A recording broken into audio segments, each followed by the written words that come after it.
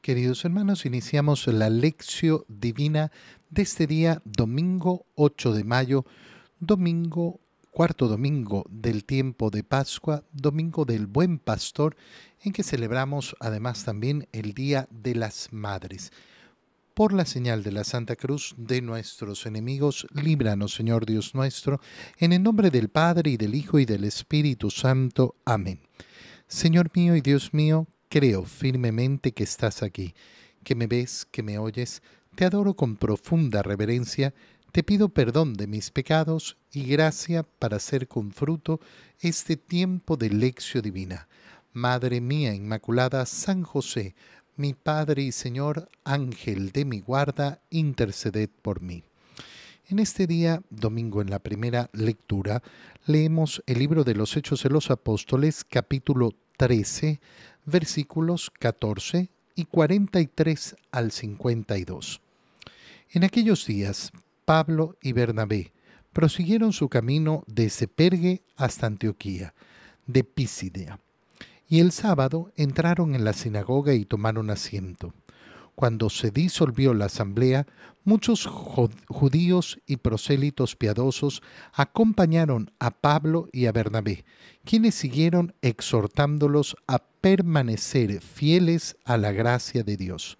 El sábado siguiente, casi toda la ciudad de Antioquía acudió a oír la palabra de Dios. Cuando los judíos vieron una concurrencia tan grande, se llenaron de envidia y comenzaron a contradecir a Pablo con palabras injuriosas.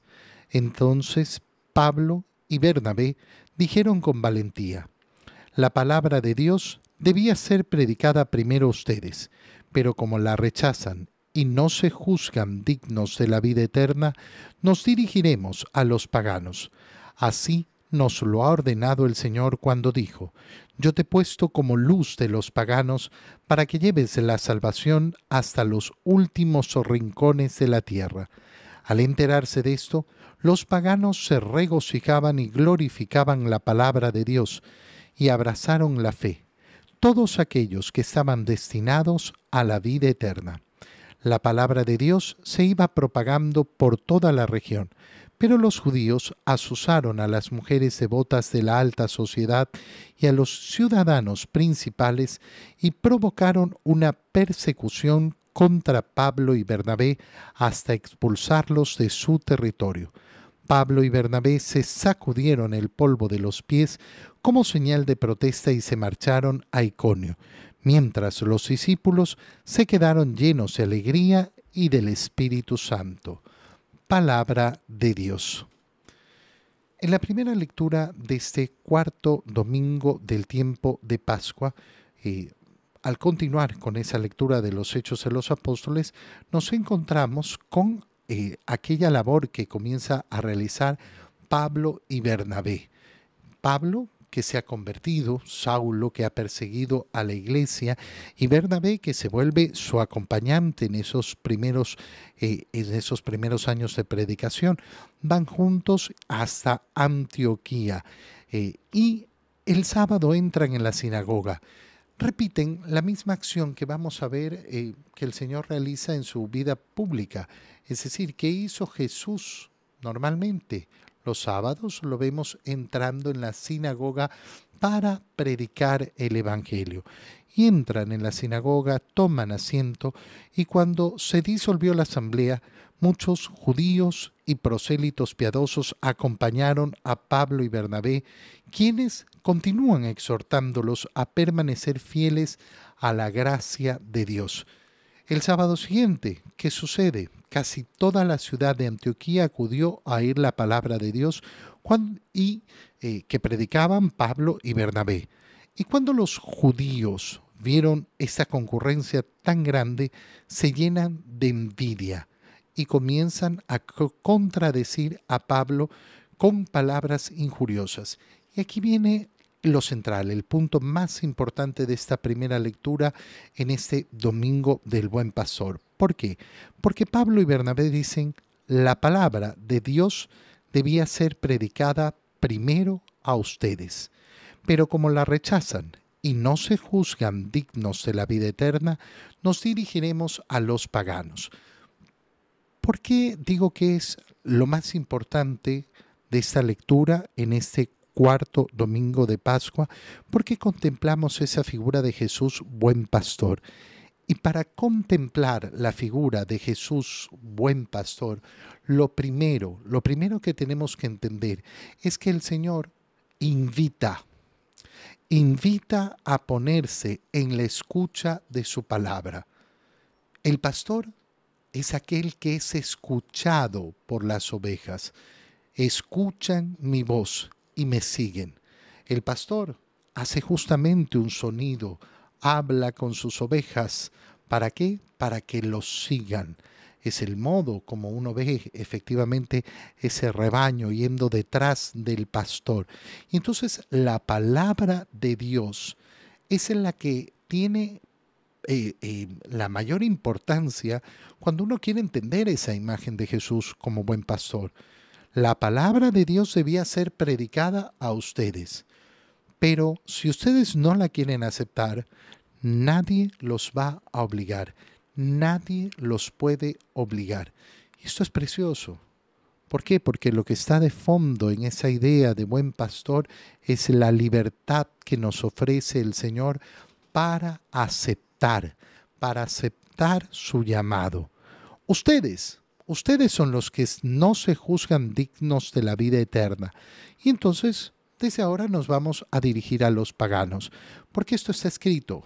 Y entonces menciona el libro del profeta Isaías: yo te he puesto como luz de los paganos para que lleves la salvación hasta los últimos rincones de la tierra. Y los paganos, es decir, aquellos que no pertenecen al pueblo judío, aquellos que no son descendientes de Abraham, se llenan de profunda alegría. Se llenan de profunda alegría escuchando que la palabra de Dios va a ser anunciada a ellos. Y por eso la palabra se iba propagando por toda la región. Pero entonces los judíos no se quedan con esa primera acusación, con haberles buscado hacerles la contra, sino que mueven a las mujeres devotas de la alta sociedad, a los ciudadanos principales, y provocan una persecución contra Pablo y Bernabé. Y Pablo y Bernabé se sacudieron el polvo de los pies como señal de protesta y se marcharon. Pero mientras tanto los discípulos se quedaron llenos de alegría y del Espíritu Santo. Es decir, que esa persecución, haber sacado a Pablo y a Bernabé, no significa nada. ¿Por qué? Porque la palabra que ha sido sembrada sigue siendo activa y eficaz por la gracia del Espíritu Santo. ¿Por qué? Pero si se fueron Pablo y Bernabé, ¿quién la va a predicar? Es que la palabra es de Cristo. El buen pastor es Cristo. El que pastorea al rebaño verdaderamente es Cristo a través de la acción del Espíritu Santo. En la segunda lectura leemos el libro del Apocalipsis, capítulo 7, versículo 9 y 14 al 17. Yo, Juan, vi una muchedumbre tan grande que nadie podía contarla. Eran individuos de todas las naciones y razas, de todos los pueblos y lenguas. Todos estaban de pie delante del trono del Cordero. Iban vestidos con una túnica blanca y llevaban palmas en las manos. Uno de los ancianos que estaban junto al trono me dijo: estos son los que han pasado por la gran persecución y han lavado y blanqueado su túnica con la sangre del Cordero. Por eso están ante el trono de Dios y le sirven día y noche en su templo. Y el que está sentado en el trono los protegerá continuamente. Ya no sufrirán hambre ni sed. No los quemará el sol ni los agobiará el calor, porque el Cordero que está en el trono será su pastor y los conducirá a las fuentes del agua de la vida. Y Dios enjugará de sus ojos toda lágrima. Palabra de Dios. Te alabamos, Señor. En la segunda lectura, entonces, de este cuarto domingo, domingo del Buen Pastor en este tiempo de Pascua, la sacamos del libro del Apocalipsis. En esa visión maravillosa, estamos en el capítulo 7. Y al continuar esa visión que, como sabemos, ha empezado el domingo, es decir, que tiene toda una relación con la celebración de la Santa Misa, ¿qué es lo que ve Juan? Ve una muchedumbre tan grande que nadie puede contar. Esa muchedumbre son los salvados. Esa muchedumbre es la Iglesia celeste que está participando de la celebración de la Eucaristía, que está participando de la mesa del Señor, pero está participando ya de forma gloriosa en el cielo. Esa muchedumbre eran individuos de todas las naciones y razas, de todos los pueblos y lenguas. Qué importante. Yo hoy día celebro al buen pastor. Bueno, el buen pastor no tiene diferenciación entre personas. No hace diferenciación ni por raza, ni por nación. No, individuos de todas las naciones y de todas las razas, de todos los pueblos y lenguas, todos forman parte del único rebaño del buen pastor. Por eso, cuando una persona tiene en su corazón ese cáncer, esa enfermedad, que es el racismo, que es el clasismo, creerse superior a los demás, creerse diferente, bueno, nunca va a aceptar que Jesús sea su pastor. No lo va a aceptar. ¿Por qué? Porque no querrá formar parte del rebaño. Creerá siempre que pertenece a una casta distinta, a una raza diferente, a una condición especial. No, el Señor no hace acepciones entre personas. Todos estaban de pie delante del trono del Cordero, vestidos con su túnica blanca, llevando palmas en las manos. Por eso el destino de nuestra existencia es la alabanza continua al Cordero que está en el trono, que es nuestro Señor Jesucristo. Un anciano le explica a Juan, estos son los que han pasado por la gran persecución. Esa persecución que hemos visto en la primera lectura que han sufrido Bernabé y Pablo, esa gran persecución que han seguido a la iglesia a lo largo de todos los siglos, esa gran persecución que también tienen que sufrir aquellos que siguen a Cristo hoy. La gran persecución de decir, no, qué exagerado, que no sé qué. La persecución de hoy también. Estos son los que han pasado por la persecución, pero sobrevivieron. Han lavado y blanqueado su túnica con la sangre del Cordero. Esta imagen es verdaderamente preciosa. Que lava mi alma la sangre del Cordero. Qué bonito es esa devoción a la preciosa sangre de Cristo y pedirle justamente eso. Lávame, purifícame, sáname, límpiame profundamente. Y por eso están ante el trono de Dios y le sirven día y noche en su templo. Y Él está sentado en su trono y los protegerá continuamente. ¿Y cuál es la condición? De haber pasado por esa persecución, de haber alcanzado esa purificación, esa sanación, que ya no sufrirán hambre ni sed. No les quemará el sol ni los agobiará el calor.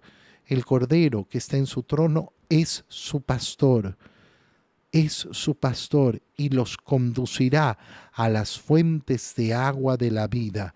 Mira cómo en el libro del Apocalipsis se nos muestra también esa imagen de Cristo, el buen pastor. ¿Quién es el pastor? El Cordero. El Cordero es el que los conduce a las fuentes de agua, enjugará sus ojos de toda lágrima. No tendrán entonces ningún motivo para llorar. Esa es la promesa que nos ha hecho el Señor. En el Evangelio, leemos el Evangelio de San Juan, capítulo 10, versículos 27 al 30. En aquel tiempo Jesús dijo a los judíos: mis ovejas escuchan mi voz. Yo las conozco y ellas me siguen. Yo les doy la vida eterna y no perecerán jamás.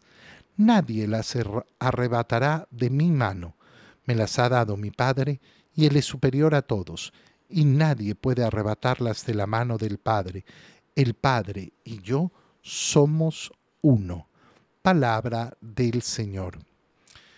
Mira qué preciosa la lectura del Evangelio, un Evangelio cortito, tan cortito en este día en que celebramos al buen pastor. Jesús dice a los judíos, mis ovejas escuchan mi voz. Ya lo decíamos en la primera lectura. Aquel que quiere verdaderamente reconocer a Jesús como el buen pastor, ¿qué es lo que tiene que hacer? Escuchar la voz del Señor. No escuchar su propia voz, escuchar la voz del Señor. No escuchar su propia opinión, escuchar la voz del Señor. No puedo decirte cuán importante es abrir nuestros ojos y darnos cuenta de esto. Porque la ceguera en la que viven muchas personas es tremenda. Creen que siguen a Jesús, pero no lo siguen, no lo escuchan. Se escuchan a sí mismos, escuchan al mundo, pero no lo escuchan a Él. Mis ovejas escuchan mi voz. Te lo digo porque hay cosas tan evidentes y que la gente no, es como si, no, eso no es importante. Lógicamente, lo que digo siempre, ¿no? Las palabras más importantes del Señor. Toma y come, toma y bebe. Este es mi cuerpo, esta es mi sangre. El que come mi cuerpo y bebe mi sangre tendrá vida eterna y yo lo resucitaré el último día. Toma, no quiero. No, yo no voy a misa. No, es que no sé qué. ¿A quién escuchas? ¿A quién escuchas? Hay personas que están dispuestas a escuchar a cualquiera en este mundo, a cualquiera.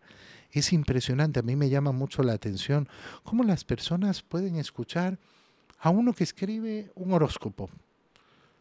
Ay, es que el horóscopo lo escribe un gil, ¿eh? Un gil que no sabe absolutamente nada. Lo escribe nomás. Ah, yo lo escucho. No, yo escucho un brujo, a un adivino. Ay, me dijo que no sé qué, me dijo que no sé cuánto. ¿Y por qué lo escuchas? ¿Por qué no escuchas al Señor que te da la sanación, la salvación, que es la fuente de vida? Mis ovejas escuchan mi voz. Yo las conozco y ellas me siguen. Yo las conozco. Mira qué bonito. Mira qué bonito cómo el Señor nos está diciendo, para mí tú no eres el desconocido. Aquel que escucha mi voz tiene una relación conmigo, una relación que se produce sobre todo porque yo conozco la profundidad de tu corazón. Hay personas que tratan en esta vida de ser entendidas por los demás. Y siempre quieren ser, ay, es que quiero que me entiendan, que me comprendan. Pasa, por ejemplo, en el confesionario, ¿no? Cuando una persona da tanta explicación de su pecado. ¿Qué necesitas? Es que yo necesito explicarme para que me entiendan. ¿Cuál es tu relación con Cristo? ¿Cuál es tu relación con el Señor? En el mundo podrás encontrar efectivamente esas amistades con las cuales puedes compartir tu intimidad, que te pueden comprender, que te pueden entender, y es tan bello efectivamente en esa relación humana tratarse de entender, de comprenderse, de conocerse. Pero cuidado, siempre habrá tanta limitación en eso. Siempre habrá una limitación enorme. Qué bonito es cuando mi corazón sabe que soy conocido por el Señor, y con eso me basta. Con eso me basta. No, es que yo necesito que el mundo me comprenda, necesito justificarme delante del mundo. Cristo conoce a sus ovejas, conoce el corazón de sus ovejas. Yo las conozco y ellas me siguen. Yo les doy vida eterna, no les doy cualquier cosa. Mira, el día de ayer celebrábamos las últimas primeras comuniones de este año, el último grupo, y le decía a los niños, qué importante darnos cuenta de que somos peregrinos. Peregrino significa que estoy en camino, Estar en camino significa que tengo una meta. Si no tengo una meta, entonces lo único que hago es dar vueltas. Es lo que se llama la vida sin sentido. ¿Cuál es la meta? La vida eterna. La vida eterna. Eso es lo que me ofrece el Señor por escucharlo, por seguirlo, por tener una verdadera relación con Él. Yo les voy a dar la vida eterna y no perecerán jamás. Nadie las arrebatará de mi mano. Confianza en las palabras del Señor. Pero es que yo tengo miedo. Si el Señor te ha dicho que nadie te va a arrebatar de su mano. Nadie te va a arrebatar de su mano. Confía en Él.